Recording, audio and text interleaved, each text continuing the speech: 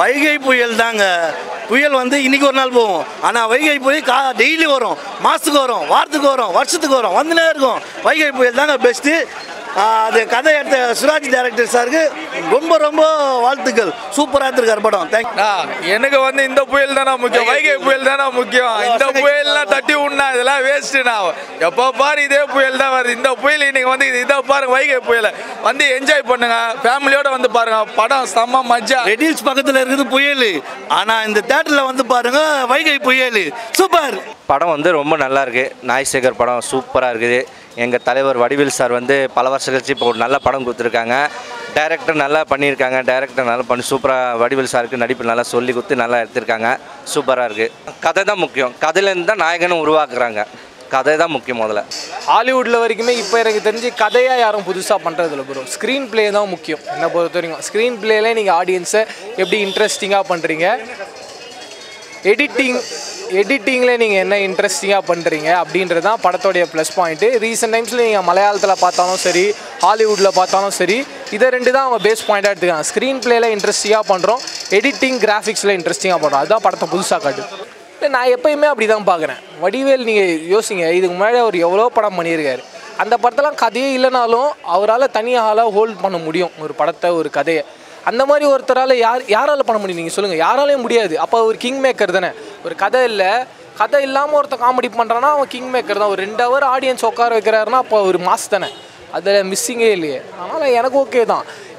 நம்ம எதுக்குமே எப்போயுமே யாராக இருந்தாலும் எதுக்காக படம் பார்க்க வரும்? ஒரு 2 ஹவர் என்டர்டெயின் பண்ணணும் அப்படின்றதுக்காக தான். அந்த என்டர்டெயின்மெண்ட் இருக்கா இல்லையான்றதான் பார்க்கணும். அந்த மாதிரி ஒரு படமாக இருக்குன்ற போது ஜாலியாக போயிடலாம். கண்டிப்பாக ஆகிடும் ப்ரோ. அவர் பிராண்டு ப்ரோ. காமெடிக்கே அவர் தானே கிங்கு. அப்புறம் எதுக்கு வேறு யாரும் தேவையில்லையே.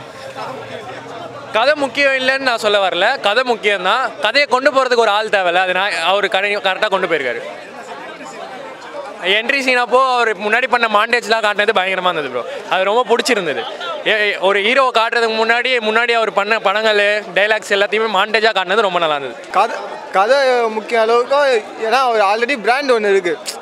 இப்போ நம்ம பெரிய ஆளுங்க நடிக்கிறாங்கன்னா அவங்க படம் நல்லா இல்லைனா கூட படம் ஓடிடும், கலெக்ஷன் கச்சிடும். அதே மாதிரி தான் இவருக்குன்னு ஒரு பிராண்ட் இருந்தது. கொஞ்ச நாள் ஸ்டாப்பாக இருந்தது, ஒரு கம்பேக் கொடுத்துருக்காரு. இன்னும் கொஞ்சம் கதை பெட்டராக பண்ணிடலாம். அவரோட பெர்ஃபார்மன்ஸ் எப்போ போல் இன்னும் ஜோஷ் குறையாமல் தான் இருக்குது. ரொம்ப நல்லா இருந்தது. ஒரு கிங்ஸ்லி கூட காம்பினேஷன் தான் நல்லா இருந்தது.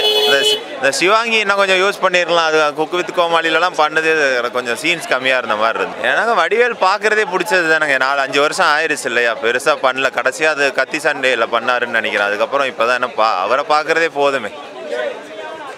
ஓகே தாங்க. 2 சாங் தான், அது பெருசாக இல்லை. சாங்னா கடைசி சாங் ஓகே, அது ரோலிங் டைட்டிலில் வந்துச்சு. மற்றபடிக்கு ஓகே. அது டைட்டிலுக்கு வருத்து தாங்க. ஏன்னா அவர் பெரிய பிராண்ட் இல்லையா. அவர் இது ஒன்றும் இல்லை. படித்தவர பாண்டி அது இது நிறையா இருக்குது, வண்டு முருகன். ஆனால் அந்த நாய் சேகருங்கிறது பெரிய பிராண்ட் இல்லை. ஒரு கம்பேக்குக்கு அதுக்கு வேணும் இல்லை. அது ஒரு ஹைப் கொடுக்கும்ல. சூப்பராக இருக்குதுண்ணா. படம் வேறு லெவலில் இருக்குதுண்ணா. எல்லாருமே வந்து பார்க்கலாம். வடிவேல் சார் கோசமாக வந்து பார்க்கலாம். படமே சூப்பராக இருக்குது, காமெடியாக இருக்குது. செகண்ட் ஹாஃப்லாம் செம்மையாக இருக்குது. ஃபஸ்ட் ஹாஃபு நம்ம என்னடா வடிவேல் சார் இப்படிங்கிறாரு சொல்கிறதோட செகண்ட் ஹாஃபு தாறுமாறாக இருக்குது. என்ட்ரி சீனே பயங்கரமாக இருக்குது. அந்த பாட்டி கேரக்டரு, அது கூட ஒருத்தர் இருக்கிறார் மீஸ் அப்படி விட்டுன்னு, அவரு செம்ம காமெடிலாம் நல்லா இருக்குது. அந்த பாட்டு ஞாபகம் இல்லை, நான் கண்டிப்பாக அது சூப்பராக இருக்குது. பாட்டெல்லாம் சூப்பராக இருக்குது. எல்லா படத்தோட வந்து அந்த காம்படிஷன்லாம் வரல, அதெல்லாம் சேர்த்து வந்து மிக்ஸ் பண்ணி படத்தை சூப்பராக பண்ணிக்கிறாங்க. ஃபர்ஸ்ட் ஹாஃப் தான் கொஞ்சம் இதுவாக போகிற மாதிரி இது. செகண்ட் ஹாஃப்லேருந்து நம்மள எப்படி சொல்லுது, வயிறில் சிரிக்கிறதுக்கு. ஆமாம், மைண்ட் வாய்ஸ் எல்லாமே. அப்புறம் நம்ம ஊரில் நம்ம கிங்ஸ்லேண்ட் வந்து சூப்பராக பண்ணிக்கிற படத்தை ஃபுல்லாக செம்ம காமெடி. படமே ஃபுல்லாக ஃபண்டு தானே. எப்படி சொல்லுது, இன்றைக்கி ஒரு நாள் நம்மளுக்கு வந்து எப்படி சொல்லுது, லீவ் விட்டுக்கிறாங்க. நம்மளுக்கு லீவெல்லாம் தாண்டி நம்ம வந்து படத்தை பார்க்கலாம். அதெல்லாம் வேஸ்ட்டுண்ணா. படத்தை வந்து பார்க்க சொல்லலாம். படம் தானே ஜாலியாக இருக்குது. வைகை புயல் தானே இதானே உண்மையான புயல். வைகை புயல்லாம் இதானே புயல். தேட்டருக்கு வந்து பார்த்தா தான் தெரியும் புயலை பற்றி. இந்த டைட்டில் அந்த கதைக்கான கேரக்டராகவே இருக்குது. அதனால் இந்த டைட்டிலுக்காக சண்டை போடுறதுல தப்பு இல்லை. இந்த டைட்டில் போல் வேறு எந்த டைட்டில் வச்சாலும் கரெக்டாக இருக்குமான்னு தெரில. ஆனால் ஏன்னா அந்த ஹீரோடைய கேரக்டர் பேர் நாய் சேகர். அவர் நாயை திருடுற ஒரு ஆளாக இருக்கார். அதுக்கப்புறமா நாய்க்கும் அவருக்கும் ஒரு பாண்டிங்னு வருது. எல்லாமே நாய் சம்மந்தப்பட்டதே இருக்குது. ஏற்கனவே ஒரு நாய் சேகர்னு ஒரு கேரக்டரில் எல்லாருமே ரசித்து பார்த்துருக்கோம். அவரை தாண்டி அந்த கேரக்டரை, அந்த டைட்டில் வேறு யாருக்கு சூட்டபுளாக இருக்கும்? அவரை தாண்டி வேறு யாரும் யோசிக்க கூட கூடாது. அது தப்பு. மியூசிக் சந்தோஷ் நாராயண் என்ன எத்தனை வருஷமாக பார்க்குறோம், அவர் அல்டிமேட்டுங்க. எப்பயுமே அவர் எந்த இடத்துல பண்ணாலும் எனக்கு இப்போ வரைக்கும் கர்ணனில் அந்த கண்டா வர சொல்லி சாங் நீங்கள் கேட்டிங்கன்னா கண்ணில் தண்ணி வரும். எப்போ கேட்டாலும் சரி அதில் ஒரு வைப்ரேஷன் இருக்கும், அதில் ஒரு சவுண்டிங் இருக்கும். அந்த மாதிரி இந்த படத்துக்கு என்ன தேவையோ அதை பண்ணியிருக்காரு. அதுவும் வைகை புயல் வடிவேலுக்கு வந்து இந்த ஃபஸ்ட்டு சாங் ஒன்று இருக்குது, அதுக்கு ஒரு சூப்பரான மியூசிக் பண்ணியிருக்காரு. ஐயோ என் வாய்ஸில் இந்த பாட்டு பாடினா தலைவர் ரசிகர்லாம் என்னை செலக்ட் பண்ணுறாங்க, வேண்டாம். புயல் வைகை புயல் சாதா புயலாம் ஓட விட்டா போல பாருங்க கூட்டத்தை பார்த்தீங்களே. அப்போ சாதா புயல்லாம் ஒரு மேட்ரு இல்லை, வைகை புயல் தான் மேட்ரு. ரெட் அலர்ட் ஆகுது, ஆரஞ்சு அலர்ட் ஆகுது, எந்த அலர்ட்டாக இருந்தாலும் வைகை புயலுக்கு முன்னாடி மற்ற புயல்லாம் ஒன்றும் இல்லைன்றது நிரூபிச்சிட்டாங்க, மக்களும் நிரூபிச்சிட்டாங்கன்னா. ஃபஸ்ட்டு ஷோ ஹவுஸ்ஃபுல் அப்படின்ற மாதிரி பார்த்துருப்பீங்க, எல்லா இடத்துலையும் ஒரு மினிமம் ஆஃப் புக்கிங் நடந்திருக்கு அப்படின்ற போது தலைவன் மாசு தானே. அப்படி இல்லை, இந்த வருடத்தில் இருந்தாலும் படம் ஃபுல்லாக காமெடி என்டர்டெயின்மெண்ட் தான். மற்ற வடிவேல் பார்த்தது வேறு, இந்த படத்தில் வடிவேல் வேறு, இந்த ரூட்டு வேறு, அந்த ரூட்டு வேறு, அதோட நடிப்பு வேறு, இதோட நடிப்பு வேறு. சம்பவம்னா தரமாக கொடுத்துருக்காங்க. காமெடி படம் பாட்டு ஓ மை காட் நல்லா சூப்பராக இருக்குது. அது இன்றைக்கி தான் படம் ரிலீஸ் ஆகிருக்குது. ஸோ இப்போ முழுசாக சொல்லக்கூடாது. படம் நல்லா இருக்குது, சூப்பராக இருக்குது, நல்லா காமெடி என்டர்டெயின்மெண்ட்டாக இருக்குது. அதான் கதையே இல்லை, அதுதான் முக்கியமான ட்ராபேக் படத்தில். வடிவேல் சாருக்காக தான் இந்த படத்துக்கே வந்திருப்பாங்க எல்லாருமே 99%. அப்போ வடிவேல் சார் அவர் ஆக்டிங் வைஸ் சாட்டிஸ்ஃபை பண்ணிட்டார். ஆனால் ஸ்கிரிப்ட் வைஸ் வந்து பயங்கரமான டிசப்பாயின்மெண்ட் ப்ரோ. ஃபர்ஸ்ட் ஹாஃப்லாம் ஒன்றுமே இல்லை, செகண்ட் ஹாஃபில் கொஞ்சம் காமெடி ஒர்க் அவுட் ஆயிருக்கு. அதுவும் கிங்ஸ்லி அண்ட் வடிவேல் சாரோட காம்போ சூப்பராக ஒர்க் அவுட் ஆயிருக்கு. ஆனந்த்ராஜ் அவரோட ரோல் நல்லா பண்ணியிருக்காரு. மற்றபடி வந்து ரசிக்கும்படியான கண்டென்ட் அப்படின்னு ஒன்றுமே இல்லை.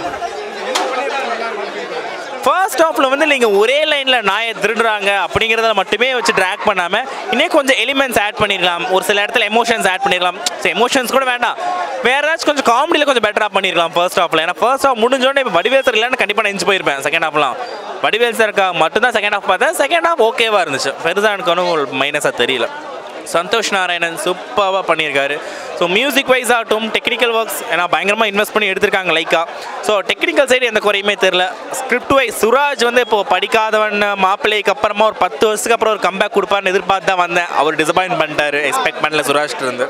எல்லா மனுஷங்களுக்குமே தப்பு இருக்குது. அவர் தெரியாமல் ஏதோ அரசியலில் இறங்கினார், ஏதோ சொன்னார், அதுக்காக அவரை வச்சு செஞ்சாங்க 4 வருஷம். அதனால் பாதிப்பு வந்து வடிவேலுக்கு மட்டும் இல்லை, ரசிகர்களுக்கு தாங்க இழப்பு. தமிழ் மட்டும் இல்லை, உலகம் முழுவதும் அவருக்கு ரசிகர்கள் இருக்காங்க.